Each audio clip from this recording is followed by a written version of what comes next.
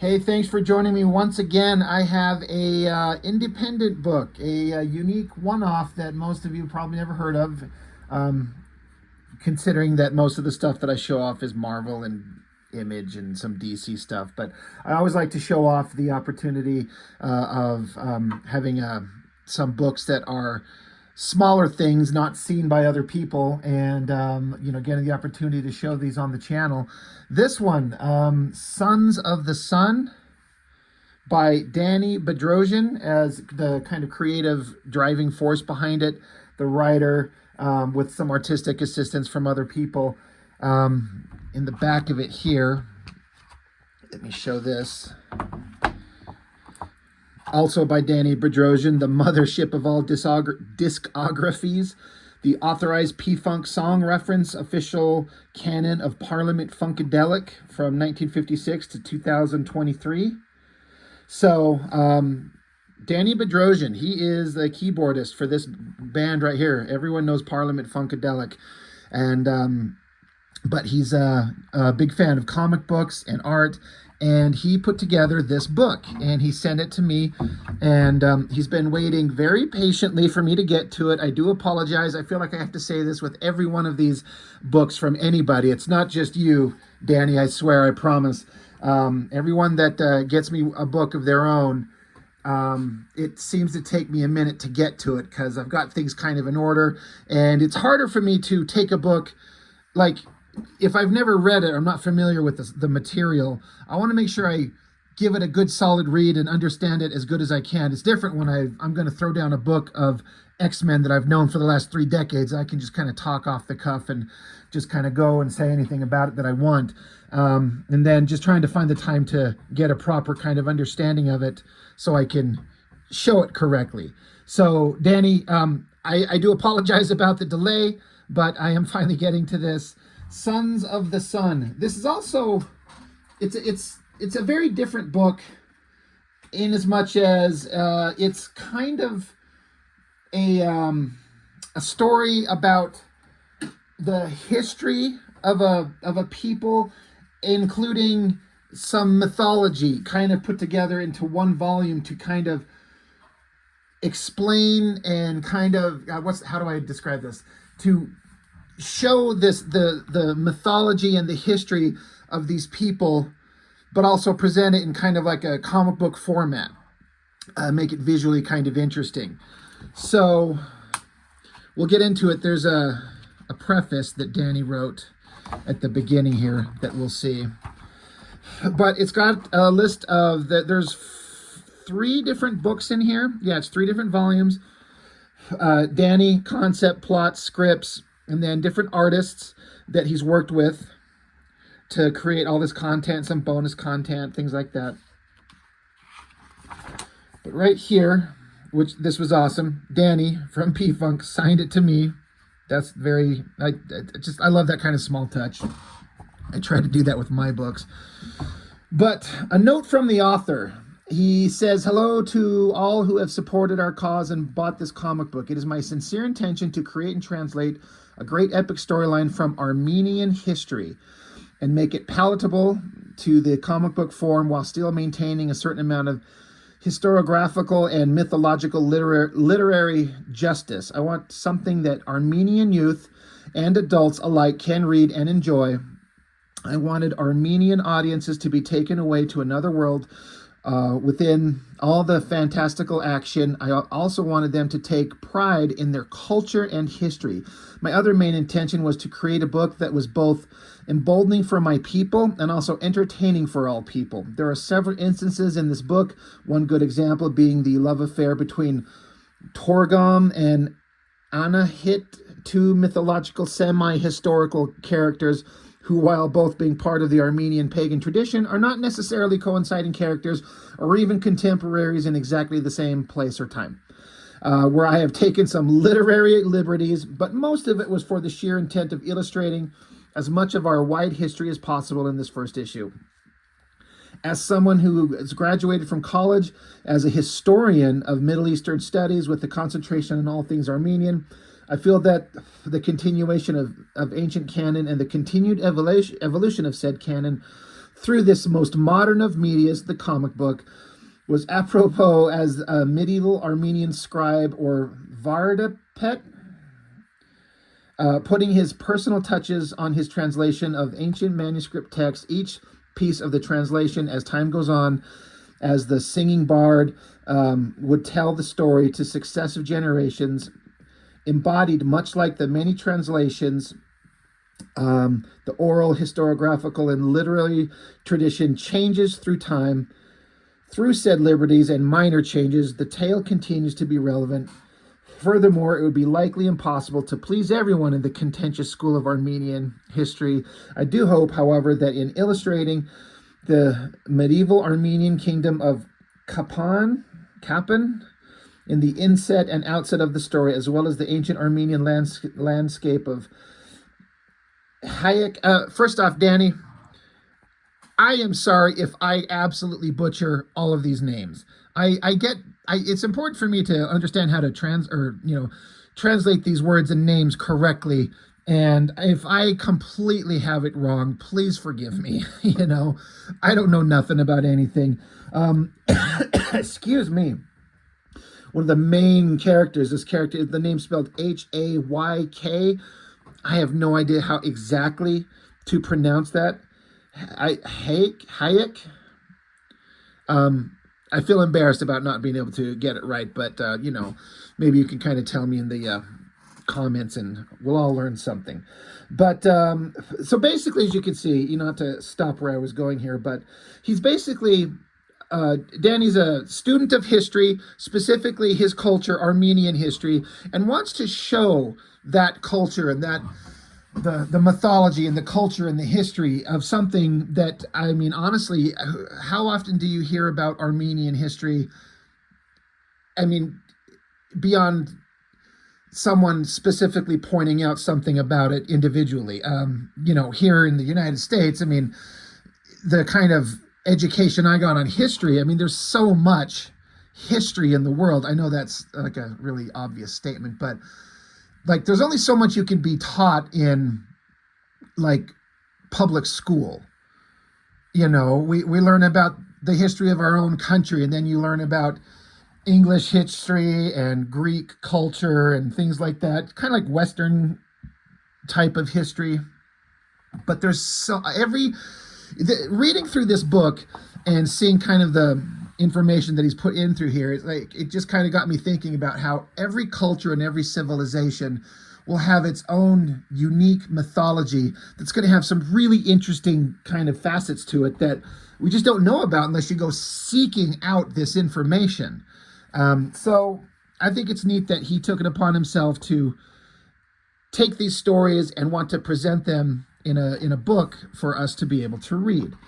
So he does these neat things in here where they have some art showing the land and to kind of give like a idea of where we're talking about, a geographical kind of setting.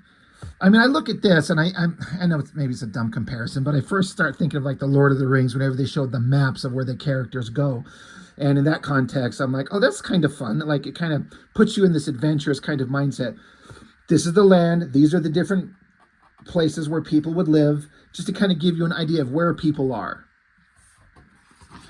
And so it starts out, and again, there's a lot of history that goes on in through here, and in addition to being worried about pronouncing names wrong, I also want to make sure that I don't misrepresent the story that's being told. So, and this is a thick book. There's a lot of material in here, so I'll kind of briefly go over this stuff just to kind of give a brief overview. But basically, it's taking this is 1754, and there is the Ashug, basically a bard, a guy who would tell stories, a guy who knows the stories, and basically some kids come up and say, tell us a story of our past. And so he says, do you know the story of your great ancestor? Again, the name, I'm not sure how to pronounce it, Hayk, Hayek. he lived long ago in Babylon. The kids are like, no, we don't know that. So then he proceeds to tell them the history of this character. And again, I'm not sure if this is a mythological character or a real person or a combination. Oftentimes, a real person is the basis for some kind of mythological figure that through the centuries has kind of just become this whole other kind of legend. But it talks about that we're going to go back in time and get there's this history 4,000 years ago from when we were at before. The ancestors were in the land. It was fertile. It was rich with resources. They were able to, the land was fertile and supported all the new crops, fruits and vegetables that were results for this new age of man. Our ancestors were raising the first sheep, goats, cows, pigs. And so this was their land, and everything was, the people were growing and having, a lot of success and prosperity. So then there's everyone we know of Babylon. Let's see. They some of their people were sent to Babylon to spread these ideas of literature, metallurgy, agriculture, animal raising, and nature worship. So they go to Babylon to kind of spread the information, and it gets into, let's see. Our people were also good at our people were also selling our crops at the markets of Babylon. There was trade, their times were good, but there are also those who wanted to subdue these people, to take all they had, worked so hard to develop over 1,000 years. So, as is the case with many stories, when there's a people or a land that has a lot of prosperity and rich in resources, those who don't have it want to come take it.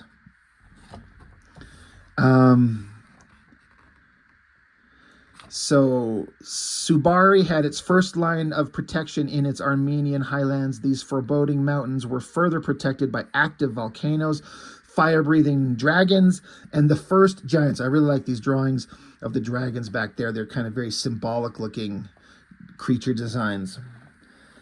One of the first giants was the enormous Togarma, whose threw disgorged mountaintops at invading armies, forever protecting this beautiful yet foreboding land. So here's where we're getting into kind of the mythology. A giant man, a creature throwing parts of the mountain at invading armies.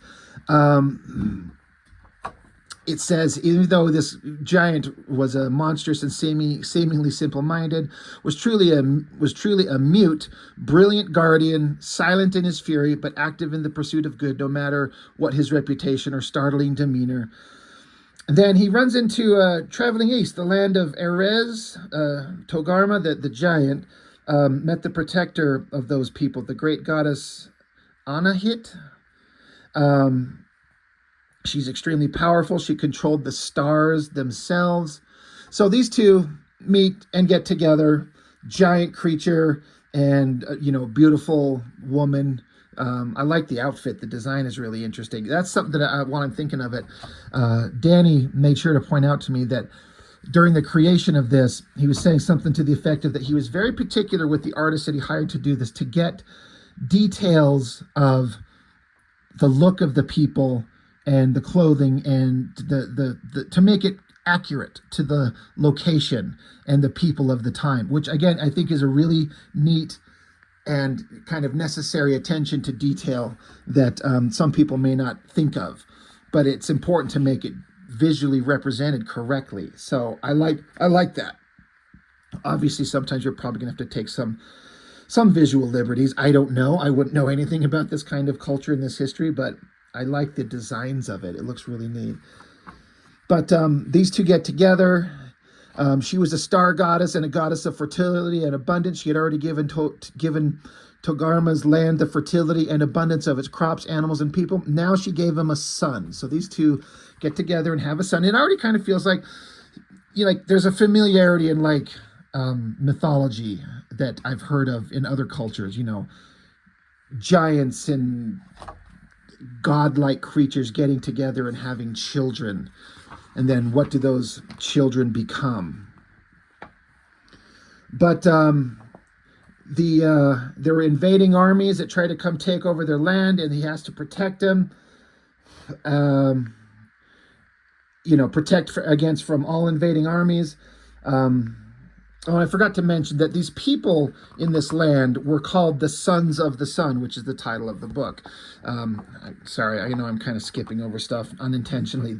Despite the Sons of the Sun's steadfast kindness to share all they had created in the highland, Bel and his greedy demons wanted more. So they're implying like we are willing to share and instruct and teach, but of course the greedy people want more. So he has to continue fighting them nonstop.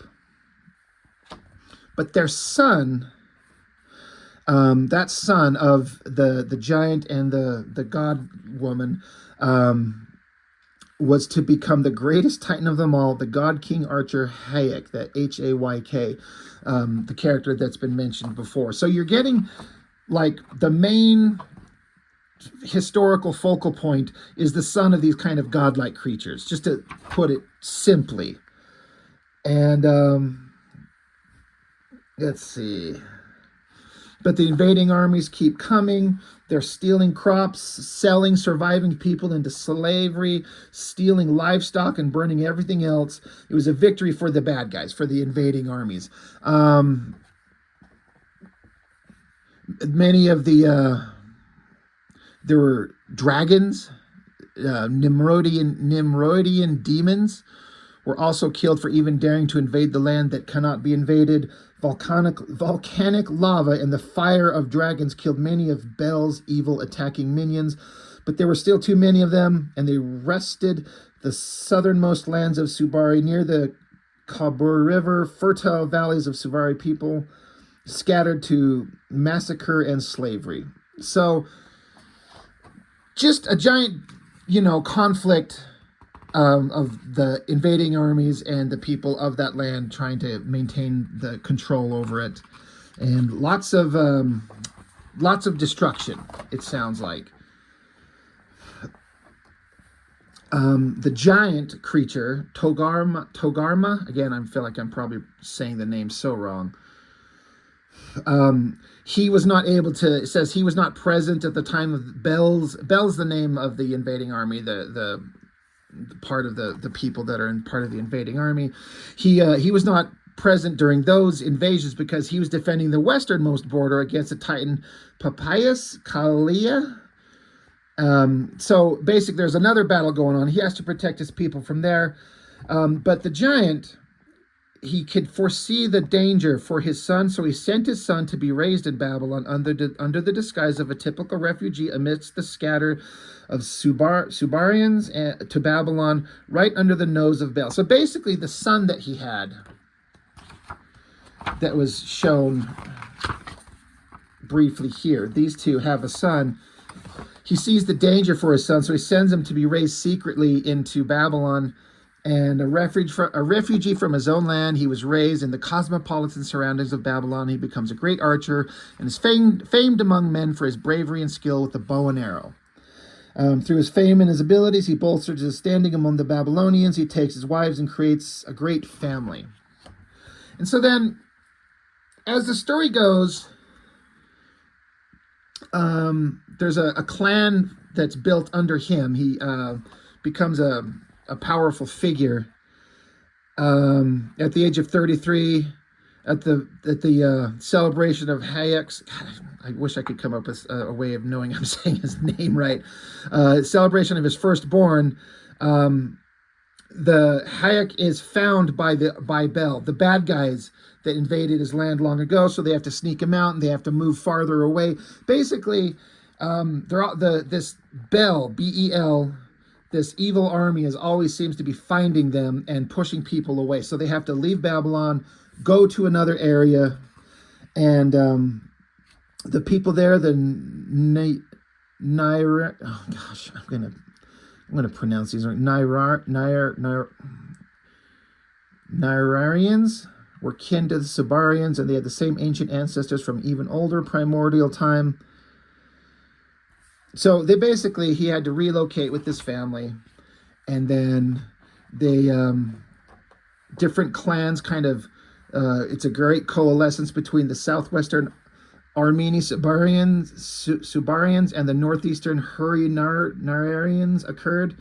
So basically, they relocated, and some different clans kind of got together and become one, is how I'm understanding it.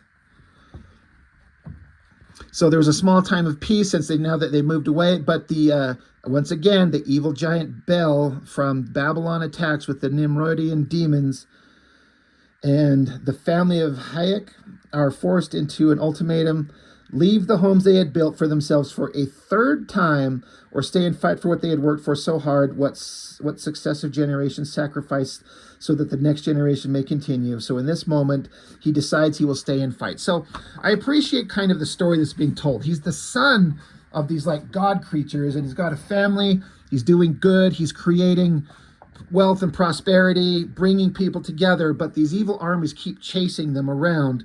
And so they have to, do we run or do we stand and fight? How many times can we run? You know, how many, they invade our spaces and we fall back, and they invade again and we fall back this far, no further. So a massive battle happens, lots of destruction, lots of death, but in the middle of when everything seemed to be lost, the hero in the middle of the circle, battling as ferociously as his men, in the midst of the bloody battle, Hayek suddenly thinks of his family and what will happen to them if Bel is the victor. I really like these shots of his closed eyes and then open the focus. You can almost kind of like see what's coming. He's like, defeat is upon us, and if we lose, our families lose everything. Our families, our culture, everything is lost. So he lets loose with an arrow, gets the leader of the invading armies, strikes him down. He falls off his steed. And then with the loss of their leader, the invading armies is kind of lost, and so they flee. So they take, the hero Hayek takes, after slaying Bel with his bow and arrow, burns the giant Bel in the old way on the Mount Nemrut in Armenia, wrapped in parchment and hung from a hearth above the volcano. And so now, very successful. I really love this drawing. It's a pretty solid drawing right there. And I love the staff and the design on it. So victory, they've kind of secured their kind of place for now. And it says from this point on, the son of those god creatures, the Hayek, would forever be known as the independent, proud Hayarine. It's the united peoples of Hayek. So the people of the character that we're focusing on here, the guy that with the bow and arrow that slayed the enemy, the people of him would forever be known as the independent, proud Hayarine Armenians. So basically, it's kind of like given like historical and mythological origin to the Armenian people is how I read this. Again, I don't know anything about the real history of this, so Danny, I hope I'm not misrepresenting any of it. But the guy, he was, and foremost, considered the father of Armenians. Neither too was he forgotten as a great archer, and it was he who was later remembered and worshipped by other peoples under many guises: Chaldee, Orion, and Hercules. So let's see, he was a hero. He's this like great mythological hero of these people, and it's a kind of it's a fun story of, and I wonder how much of this is like, this is what I don't know, how much of it is like historical fact. I mean, obviously there's parts of it that are mythology, like dragons and stuff like that, but how much of this is, you know, a people that were constantly displaced and eventually kind of become their own people and, you know, develop their own kind of unique culture. So they're asking, how did a battle over such a huge amount of land truly happen? And the bard says it's simple. it was the battle of giants, and they tread a wider path. So it shows like the mother and the father and the son, kind of like showing where that main character come from. And you know, so it's just like a basic story of, I don't know how many pages this is. It's a pretty sizable comic book right there, kind of giving that historical kind of backdrop of these characters that exist in the mythology. And I did a quick lookup of this character again, if I'm saying his name wrong, the Hayk. I looked that up and did kind of a quick Google read, like a Wikipedia read on it, and it kind of made me want to kind of read up more on the character. But so anyway, that's just kind of the first section of the first book of the first of the 3 books in here. I know I'm probably not explaining it entirely properly, but I wanted to make sure I kind of went over this and kind of give us an understanding of that main character, this main figurehead of the Armenian people. And then issue 2, Sons of the Sun, there's this creature as an image. This is pretty, a different artist. It's pretty interesting, like with this rock face, fire, and this guy coming out with flaming fire for like eyes and a head. It says, again, I don't know how to pronounce the name, Vaughn, Vahagn, the Dragon Reaper in The Rising Sun. It says, and out of the flame a youth ran, fiery hair had he, I too, he had a flaming beard, and his eyes were 2 suns.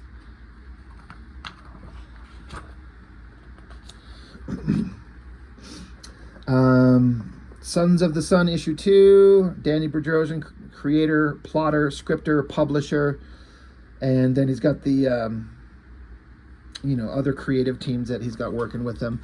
This one was interesting in that there are parts where it's just told through the visuals, and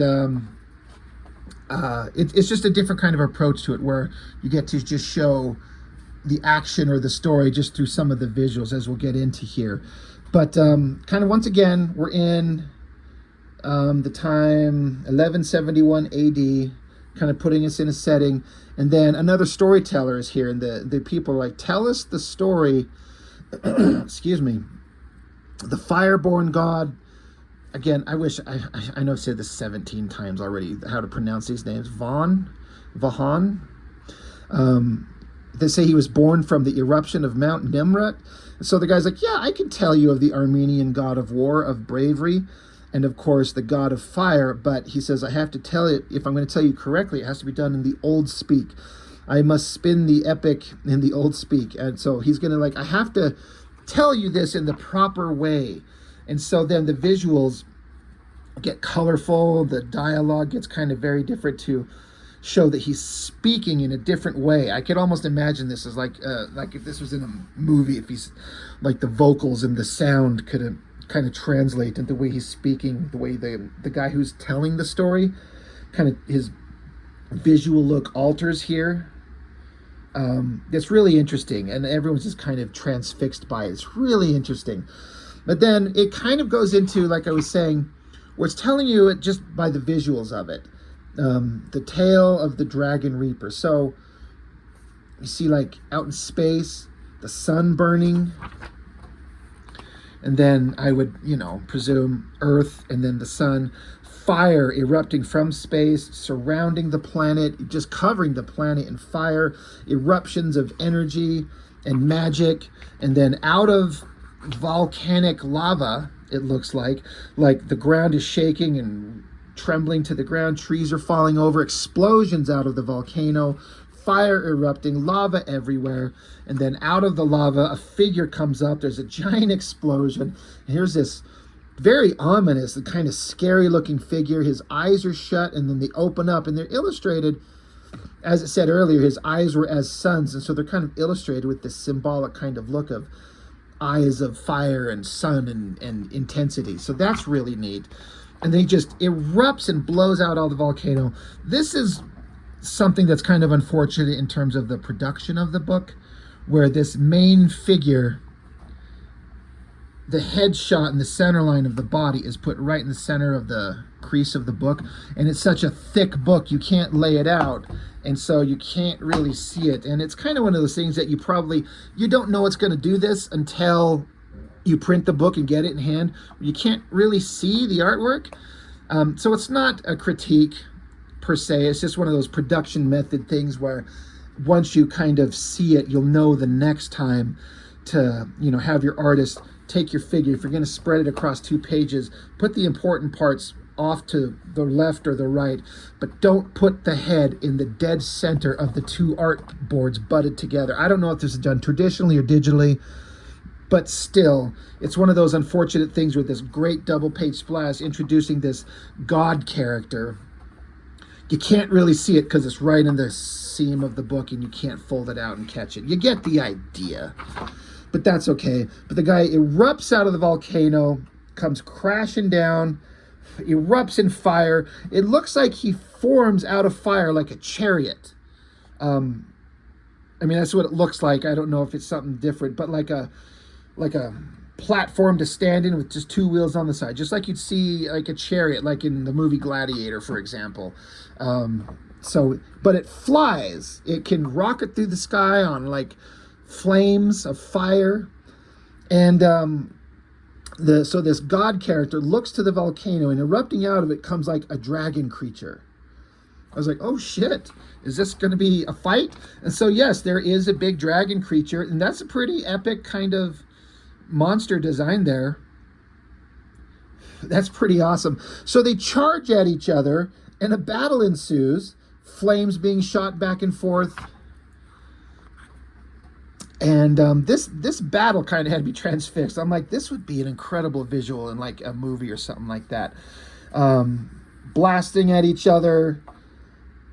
The main hero here, like, swirling fire together as a weapon and firing it at the dragon. Like, they're just hurling everything at each other. And then there's a part that comes up this I thought was really interesting. I was completely unprepared, or I wasn't expecting. I didn't know what to expect, honestly. But, they keep, the guy standing there with fire at his command, the dragon flailing away. It looks like he's roaring. There's the symbol on the guy's back that's sort of the same symbol that they showed to portray the sun in his eyes.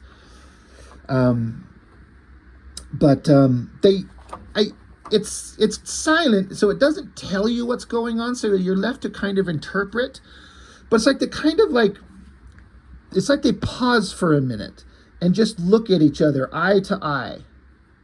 Whether the hero guy is transfixing the dragon, or there's just an understanding, it is kind of open for interpretation because it doesn't tell you. And I'm not saying that as a negative. I'm not complaining. I'm not feeling like you have to have it explained to you.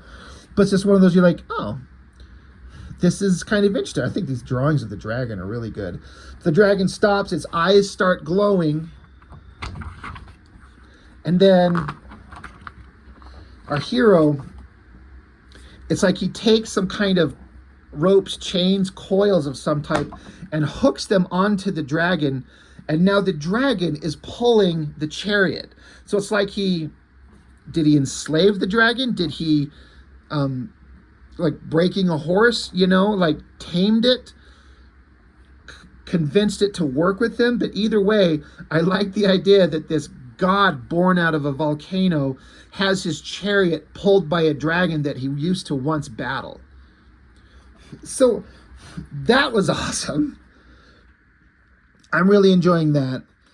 And then there is some other people coming to we're at a different location now.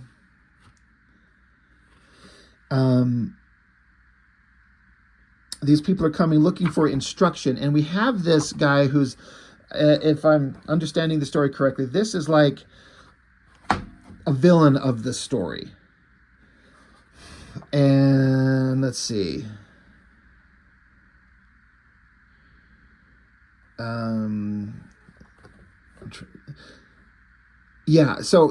They shall know the long forgotten might of the house of Bel. So that evil invading army that was shown in the first bit of the story that was defeated by the hero, He's saying, they shall know the long-forgotten might of Bel. So this guy wants to show that the evil army, the house of Bel, B-E-L is how it's spelled, who hath begotten a long descended line of surviving giants of monsters. Like, we're not done. There's a long descending line, as said here, of giants and monsters, that the evil army could rise again. And it says one of them is the great monster Barsham. Again, if I'm saying that correctly, this guy, he's basically like, we could have the evil rise again, and one of these great monsters that we have is this monster, the great monster Barsham. He says, I wield the scepter of Assur, and I conjure from the fire Barsham, the monster descended from Bel himself. So he's conjuring up this ancient monster creature. It says, behold, Barsham is angry, the monster appears. And so it took me a second looking at this to understand what I'm seeing. Like, there's like a human-ish face with like a kind of like a beard, fangs, ears, and then it's like this animal kind of body with bird wings. It's a really interesting design. It again, I wonder if this is described somewhere. Like, Danny, I would be really curious, where did the design of this monster come from? Because it's really interesting. It's really creepy. I really like it. Did you guys come up with this design, or was this something illustrated elsewhere and this is just your interpretation of a visual you've seen before? But it shows this monster kind of like a close-up of its head in 3 different panels. Its glowing eyes, the fangs, the beard, again, kind of a human face. It says here, but the once proud house of Bel of Babylon had degenerated to a mutant shell of its once decorated prestige.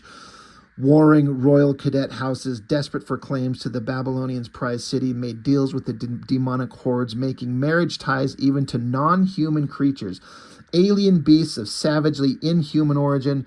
These monsters resided in the wild, indiscriminately isolated places in the parts of Mesopotamia, swallowed up by the wind gods, beckoning violently from this long line of descent into unnatural chaos, sprung forth Barsham, the newest monstrous giant from the house of Titanic Bel. So, just like a demon creature, a horrifically scary demon monster, and it's really kind of a great design. It says, Barsham cannot talk. Barsham has only one thing on his mind. That is war. War with his enemy. He has not seen him yet, not on this plane, but he can feel the child of the volcano, born in the explosive cone around Lake Van, has emerged. All Barsham can do is run, charge angrily, viciously, ruthlessly, in monstrous strides towards the Hayasa lands. All Barsham can do is run and scream, shrieking out the most inhuman manner ever heard by man. And so, just simply put, this creature born of humans and demons, I guess, from ancient times, reborn, mindlessly kind of focused on one thing of war with the child of the volcano, the guy that we just got see that was done, born out of the volcano, fighting the dragon. And so he's running to that to go find him, running, charging, screaming these inhuman screeches. Again, this would be an incredible visual in a movie. And I'm not trying to say like, oh, this should be translated into some cheap Hollywood crap, but I think of these as like, it'd be neat to see him translated on the big screen with incredible sound. And it's really creepy and a really neat design. Like, I kind of want to draw this thing. I might do that one of these days. But to be continued. And then so we got Sons of the Sun, chapter 3. I guess that's probably the cover to, yeah, issue 3. Big double page spread thing there. Like, the bad guy, the volcano god, and the dragon, and then the creature that was just released. Hail to the dawn, hail to the dawn, hail to the rising sun. May the sun give plenty of life to our king. Vahi, I'm sorry, I'm probably saying that wrong. Ancient song from Van, historic Armenia. So, it just jumps right into it. I think it's a different artist now, but the monster Barsham is fighting the volcano child, the child of the volcano, and the dragon creature. Again, hell of interesting visuals here. It says the year is 800 BC. It is time of giants, time of monsters. It is a time of miraculous fireborn human beings and times of evil scheming madmen. Ninos has sent forth his monster Barsham to battle Vaughn, the hero born out of the volcano. So we've got set up the god out of the volcano, the dragon that's, I guess, with him now, and then this monster demon sent after him. And again, there's some fighting and visuals that were just told without words as they attack each other. The dragon and the Barsham creature fighting each other. Explosions, screeching at each other, attacking each other. Really interesting stuff here. Seeing these ancient gods go at it. There's, I don't know if it's blood. I mean, do these creatures bleed? Hurting each other, tearing each other apart. I think that shot right there at the bottom of the Barsham demon creature just kind of standing up and walking. Really creepy. Really neat. Growling, hissing, charging at the volcano guy. Looks like he got knocked out of his chariot for a minute, but then he gets back into it and charges out of the fire towards Barsham. And then this is the part that threw me for a loop. There's, a lot of times you can have a comic or a story or of any type, anywhere, anything, and sometimes it's telling you kind of stuff that you kind of recognize, you kind of know where it's going, and you kind of understand it. I'm not saying that's what was going on here. I know none of this because it's, a mythology of a culture I know nothing about. But I did not see this conflict going this way. During the battle, the god from the volcano gets Barsham in a grasp, and his eyes start glowing. Excuse me. Kind of the way he did, I think, with the dragon. I think it maybe is supposed to be similar to that, the way that he transfixed him with his eyes, kind of lulling the dragon into a sense of peace for a minute. The volcano god here does this to the demon creature Barsham, and it says, this creature has the mind of a scared child. From its deepest, darkest places in its soul, all it wants is to be loved. This is not an enemy. Its mind has been twisted by a great evil, and I will untwist it. And so, I think the concept's not the most original thing. Like, I'm not saying you've never heard anything like this ever before, but this scary demon monster that was fighting them, to the death is the idea. They're like, his mind is just a scared child, and all it wants is to be loved. And that kind of stopped me and made me go, oh, that's really interesting. It's touching. It's like the monster creature Barsham stops, and he's like almost got tears in its eyes, and he's stopping, and it's like that which is twisting him to make him evil has been undone, and the conflict is over. This thing is no longer a threat. So I like the heroic nature of this character.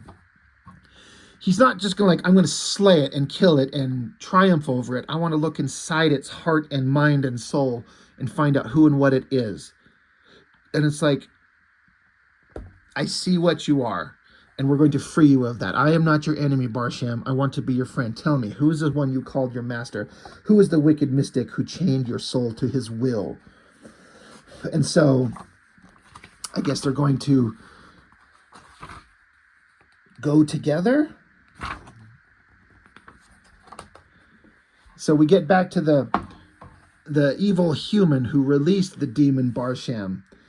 And he's saying, Vaughn's volcanic birth means only one thing, the coming of the age of the sons of the sun. We must not let this Titan walk among men, for if we do, he will become a god. The layouts of this are pretty good, like the city, it's like landscape shot here, and then this giant shot of the villainous character here in the center with these creatures. It's showing him the battle in, I don't know if it's water, is rising up out of this bubbling cauldron maybe here of water, showing him what's going on, and he kind of sees what's happening. And so it says, his magnificence is glorious in the eyes of Bel, who was hastily embalmed in the mountain by the rebel Hayk Nahapet. And now, from the mixture of magic from Hayek's hand, Mount Nemerit's magnetic powers, combined with the mystical energy left behind from Bel's embalmed corpse, a new son of the sun has emerged, fireborn and ready to claim his place in this world. He has partially come from our ancient king of our realm, the giant Bel, my father. So all the stuff that happened in the earlier works from ancient history are showing how they're coming together in the current situation with all these characters. So let's see. I'm trying to make sure I remember this correctly. So this character is like, I have grown old slowly through the intercession of these great many centuries, the Titan blood flowing deep in my veins. But the time of Titans is over. Alas, I was not allowed the fortuitous privilege to birth a royal giant like Bel, the great enemy Hayek, or like the new hero Von. I, through my malice and the wickedness of my mystical mages, could only create you, my broken Barsham. So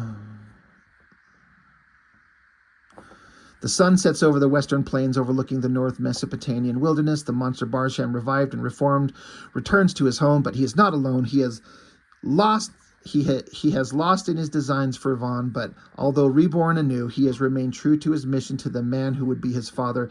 He has brought Von to the great King Ninos.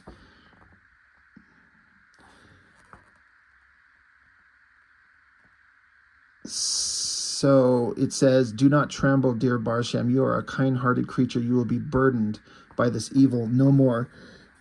Ninos can no longer harm you. Now hasten forthward and reveal the location of this man who would be king.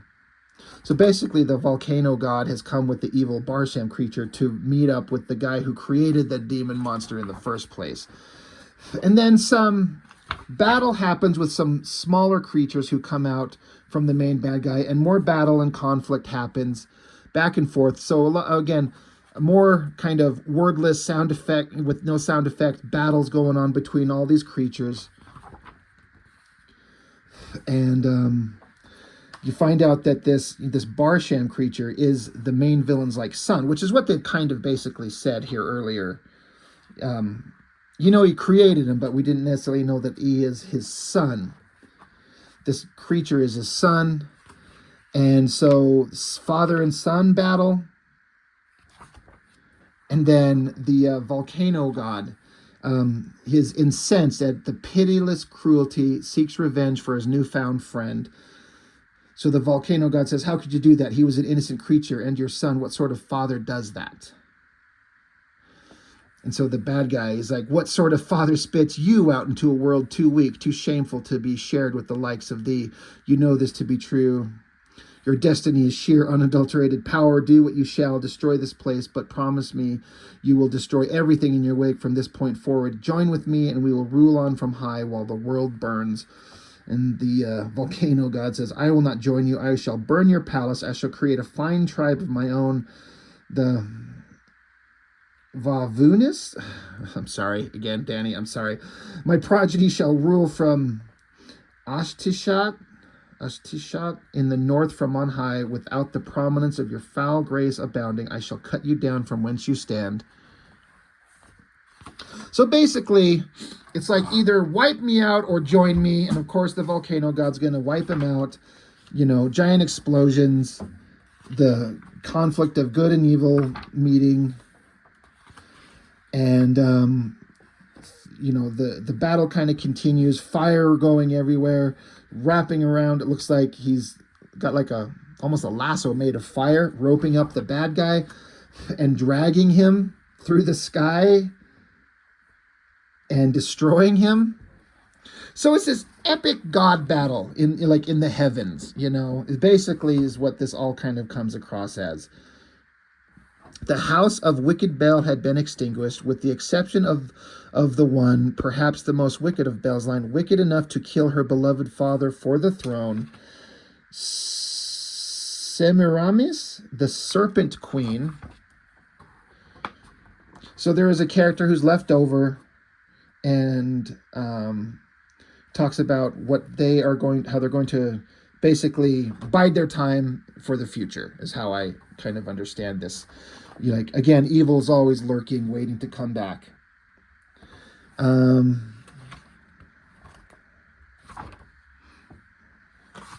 see. With the evil King Ninos finally dead, the curse of Bel that had befouled the land had finally been lifted, and the lands of Assyria and Babylon again enjoyed the trade and commerce with the people of Hayk. Every year, Von brought the stones from the mountain down from Armenia to Assyria and brought back grains from the Mesopotamian highlands to be sold in the markets of his descendant lands in the beautiful city of Ashtisat. There, Von's kin, the Vahuvians, I'm sorry, Danny. I am so sorry. I'm sorry I am butchering the names of your people in your language. I am so sorry. Ruled for 1,000 generations. The city was adorned in his greatness. In the final days of his life, after attaining extremely old age, he took to his favorite Vishnep, the dragon, and flew his mighty purple beast into the southern Armenian lands of Surili, and bringing back the sacred Einkorn, Einkorn, anointed it with the magical forces of Von's fiery heart,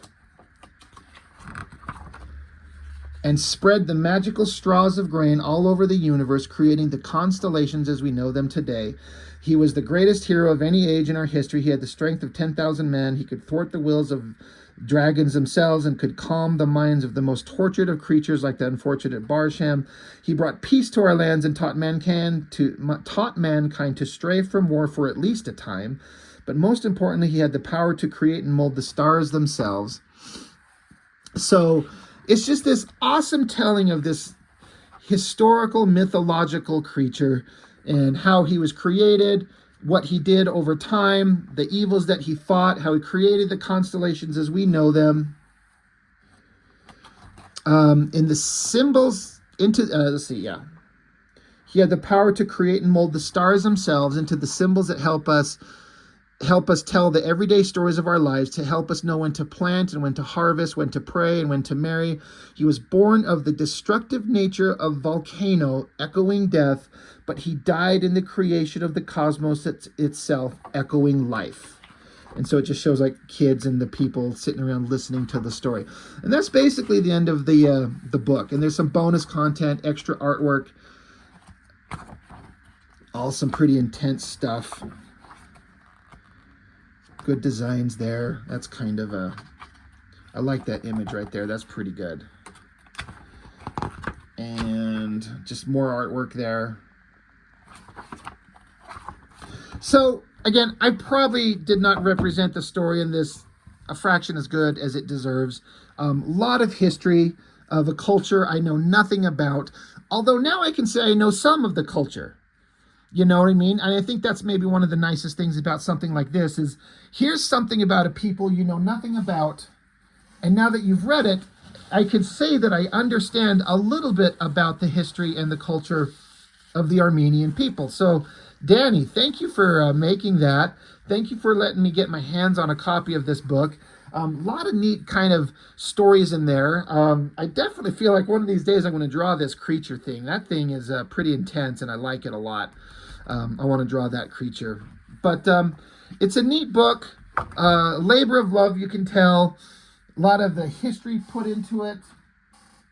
And like he was saying in the beginning, he's put a little spin on a few things there to make the stories kind of probably fit together in some kind of narrative. But it's a neat book, and it's very different from the standard stuff that you'd read. It's the culture and history of an actual people. And that by itself makes it kind of interesting to me. So anyway, Danny Bedrosian, thank you for getting this in my hands.